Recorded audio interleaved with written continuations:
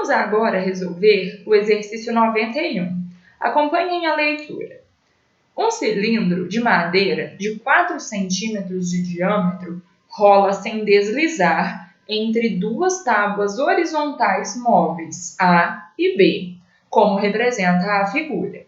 Em determinado instante, a tábua A passa a se movimentar para a direita com uma velocidade de 40 centímetros por segundo, e o centro do cilindro se move para a esquerda com velocidade de intensidade 10 centímetros por segundo.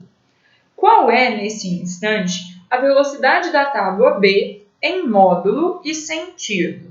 Então, vamos lá. O que nós temos aqui é que a tábua A, que é essa aqui de cima, se move para a direita com uma velocidade de 40 centímetros por segundo, enquanto que o cilindro que está em contato com ela tem seu centro se movendo para a esquerda com uma velocidade de 10 centímetros por segundo. Então, aqui em cima, 40 é a velocidade da tábua e o centro do cilindro 10 centímetros por segundo. O problema está querendo saber qual é, nesse instante, a velocidade da tábua B. Então, ele quer ver B, ok? Para onde essa velocidade aponta e qual é o módulo dela, certo? Notem que a tábua se move em relação a um referencial. Qual referencial seria esse? A gente pode considerar que seja a superfície da Terra, por exemplo, né? Um referencial x e y que está fixo na Terra, certo? Então, em relação a esse referencial, a tábua se move com velocidade de 40 centímetros por segundo, ok? Vamos tomar aqui um ponto P que está localizado na região de contato entre o cilindro e a tábua. Notem que, no instante em que ocorre o contato, o ponto P deve estar em repouso em relação à tábua. Isso ocorre porque, instantaneamente, a sua posição não muda em relação à tábua, portanto, ele está em repouso, certo? Mas, considerando P em relação ao referencial fixo na Terra, nós podemos afirmar que ele possui uma velocidade idêntica à da tábua, na mesma direção e no mesmo sentido, valendo 40 centímetros por segundo. É a situação idêntica dos dois carros, um do lado do outro se movendo no mesmo sentido, né? Se esse carro está se movendo a 40 e esse carro está se movendo a 40, um olha para o lado e o outro continua na mesma posição. Então, um em relação ao outro estão em repouso, mas em relação à Terra, eles estão em movimento, certo? Significa, então, que neste instante, o ponto P possui uma velocidade em relação à Terra, em relação ao nosso referencial fixo, x e y, que é igual a 40 centímetros por segundo, apontando para a direita, certo? Então, façam o seguinte, considerem que este cilindro esteja aqui em contato com a Terra, nesse mesmo instante. Notem que o ponto P aqui em cima se move nesse instante com uma velocidade para a direita que é igual a 40 centímetros por segundo, certo? Este ponto que está em contato com o solo está em repouso em relação ao solo, portanto, ele tem velocidade resultante igual a zero. Como vocês sabem, aqui os pontos na superfície do cilindro estão executando simultaneamente dois movimentos. Um movimento de translação para a direita ou para a esquerda e um movimento de rotação em torno do centro deste cilindro. Não é verdade? Notem que, no instante representado, o ponto P tem um movimento resultante para a direita. Sendo assim, significa que o centro dessa esfera também se move para a direita, nesta situação. Qual seria a velocidade aqui do centro? A velocidade do centro seria a velocidade de translação. Isso porque o centro não está girando em torno dele mesmo, ele é fixo e ele se move com o movimento de translação, certo? Notem que para a velocidade resultante aqui do ponto de contato com o solo ser zero, nós teríamos que observar que neste instante a velocidade de rotação tem sentido contrário à velocidade de translação e que elas ainda possuam o mesmo módulo. Se isso não ocorresse, este ponto, esta região em contato com o solo, não teria velocidade nula, não é verdade? Sendo assim, nós podemos afirmar que, em relação ao solo, que é esse referencial fixo, a velocidade de rotação é igual à velocidade de translação, correto?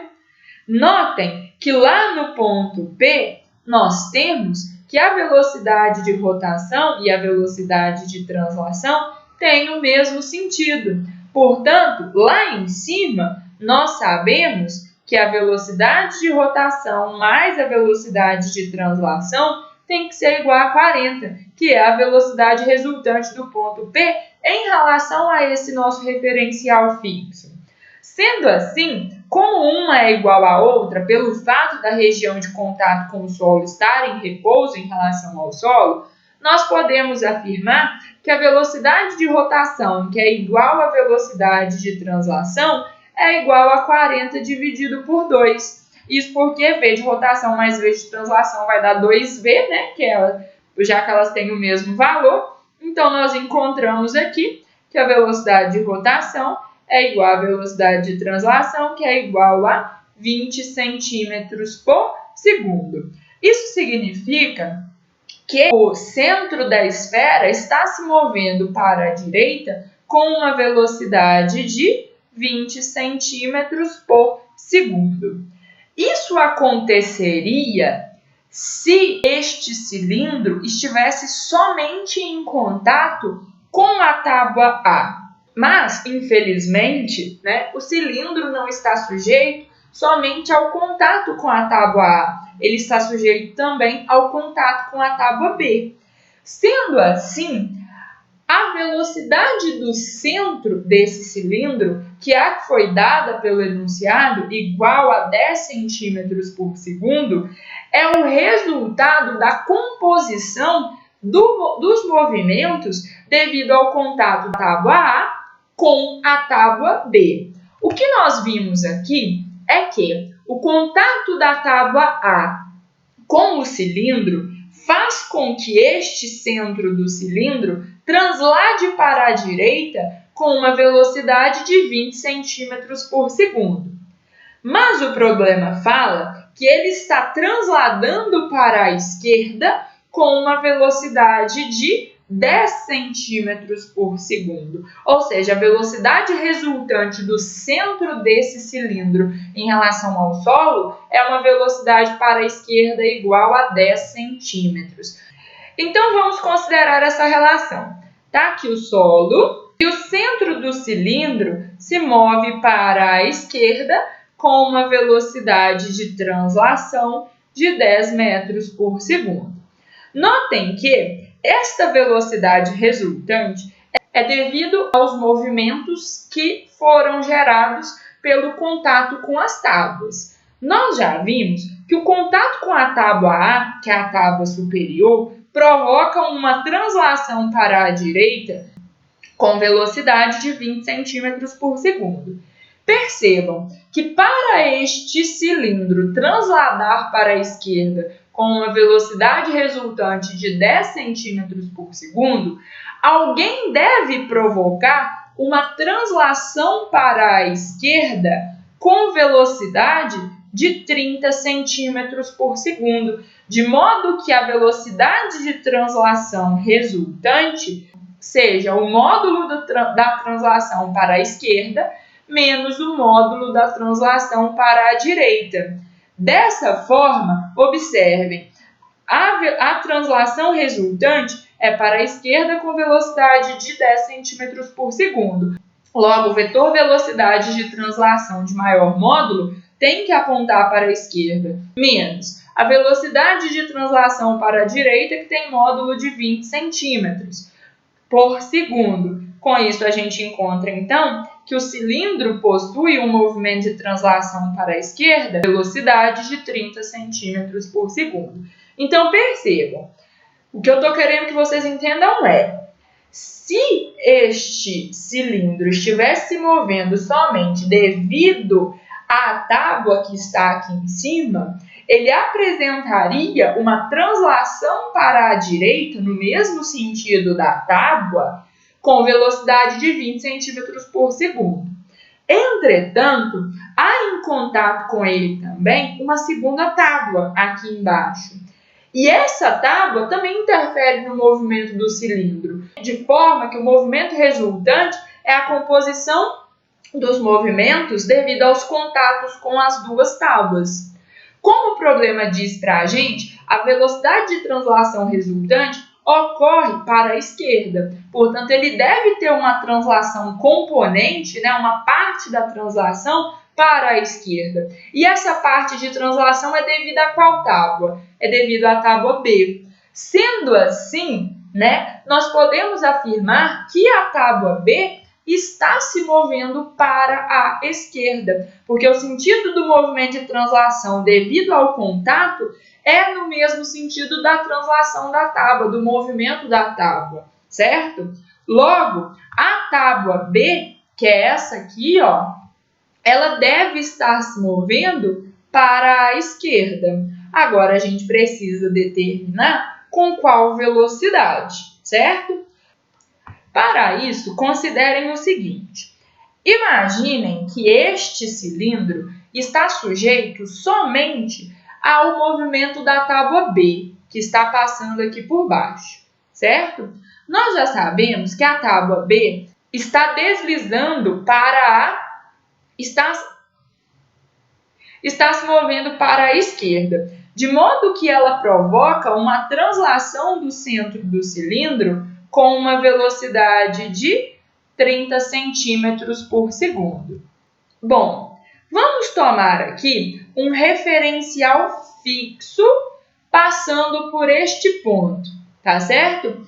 Em relação a este referencial fixo, nós vamos chamar aqui de referencial fixo, tá? É como se a Terra estivesse lá em cima, ao invés da Terra estar aqui embaixo, tá bom? Então, em relação a esse referencial fixo, eu posso dizer que este ponto está em repouso, ele possui velocidade nula.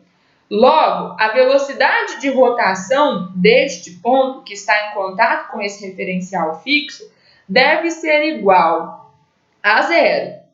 Portanto, a velocidade de rotação é igual à velocidade de translação.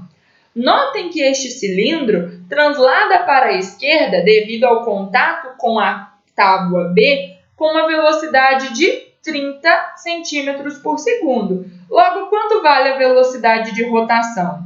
A velocidade de rotação vale também 30 centímetros por segundo, correto? Observem que aqui, no ponto de contato entre o cilindro e a tábua, o cilindro e a tábua executam a mesma velocidade no mesmo sentido, não é verdade? Notem que neste ponto, a velocidade em relação ao referencial fixo, a velocidade resultante em relação ao referencial fixo, é dada pela velocidade de translação mais a velocidade de rotação, visto que, neste caso, a velocidade de translação está para cá e a de rotação está para cá. Aqui a velocidade de translação está para lá e a de rotação também está para lá, para a esquerda. Sendo assim, a velocidade resultante vai ser igual a translação, que é 30, mais a rotação, que é 30. Sendo assim, a velocidade resultante deste ponto, que está em contato com a tábua B, em relação ao referencial fixo, será igual a 60 centímetros por segundo. Correto? Como este ponto está em contato com a tábua B, ele deve possuir a mesma velocidade da tábua B. Portanto, quanto vale a velocidade da tábua B? É 60 centímetros por segundo. Está aí resolvido o exercício.